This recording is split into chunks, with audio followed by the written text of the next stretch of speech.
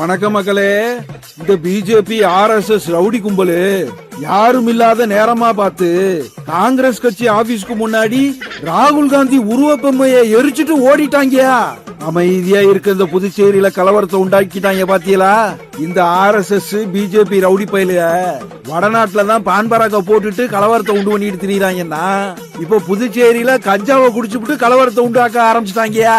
நம்ம மோடி ஐயா AI உச்சி மாநாடுன்னு ஒண்ணு நடத்திக்கிட்டு இருக்காருல்ல, அந்த மாநாட்டுல மேக் இன் இந்தியாங்கிற பேர்ல ஒரு 4 காலு ரோபோ நாயை புடிச்சு நிப்பாட்டி இருக்காங்க. அந்த நாய்க்கு 360 கோடி செலவழிச்சிருக்காங்க. ஆனா பாருங்க, அந்த நாய் சைனாக்காரன் கண்டுபிடிச்ச ரோபோ நாயா இப்ப உலகமே காரிக்கிட்டு துப்ப ஆரம்பிச்சிருச்சு.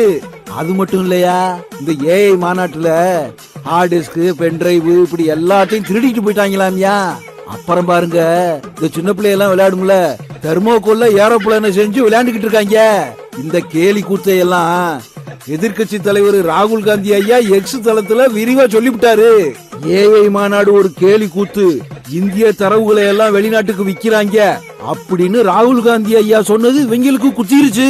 அதுல காண்டான இந்த காண்டாமிருக பயில காங்கிரஸ் ஆபீஸ்க்கு முன்னாடி உருவ பொம்மையை எரிச்சு கலவரத்தை உண்டாக்கி இருக்காங்க. இத பாத்துக்கிட்டு சும்மா இருக்க முடியுமா?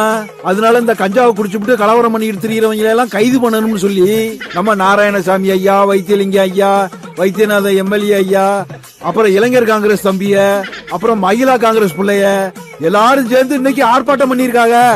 எலெக்ஷன் நெருங்க நெருங்க இந்த பிஜேபி RSS ரவுடி கும்பலோட அட்டூழியம் பெருகிக்கிட்டே போதியா. இவங்க பண்ற அராஜகத்தை எல்லாம் பார்க்கும்போது புதுச்சேரியில காங்கிரஸ் கட்சி தாயா கண்டிப்பா வரப்போகுது.